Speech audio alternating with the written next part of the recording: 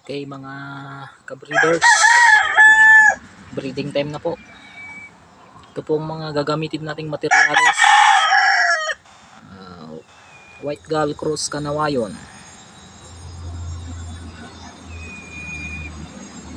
Ito po yung ipaparis natin na pure Kanawayon Hatch RRC inline.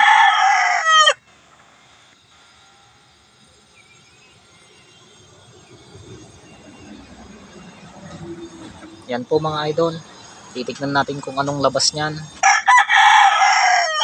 kung maganda ba boss mga idol.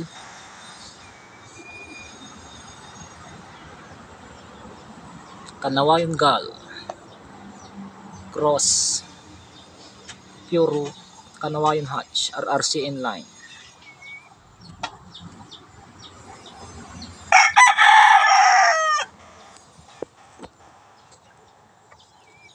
Ito pa po yung isa mga idol na i-cross natin.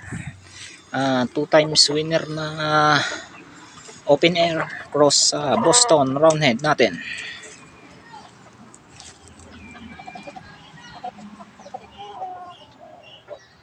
Yan mga idol, 2 times na yan. At ito naman yung pinaris natin mga idol, Boston Roundhead. Galing farm po yan.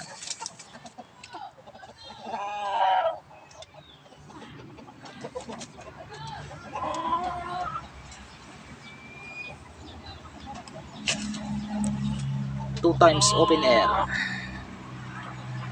2 times winner po yan.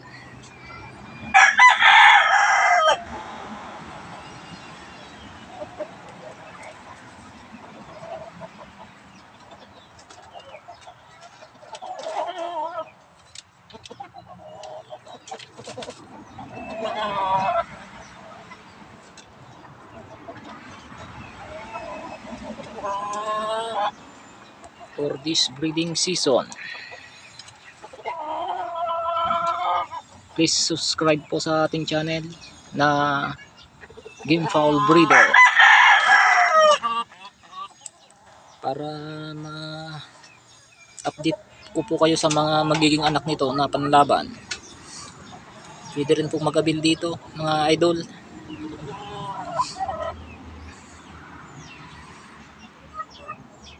Update ko na lang po kayo pag may napalabas na po tayo. Ito po yung ating open air 2 times winner cross Boston Roundhead.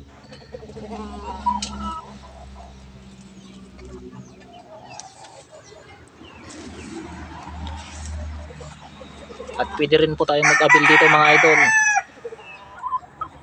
Please subscribe lang po sa ating YouTube channel para ma-update ko po kayo sa magiging anak nito at pwede kayong mag-abil po. White Gull po yan yung nanay, tsaka Kanawayon Hatch RRC inline yung tatay. Yan po yung pang-crossan natin sa Kanawayon Hatch. Pure po yan na RRC inline. Sige mga idol, please subscribe my YouTube channel. Bye-bye!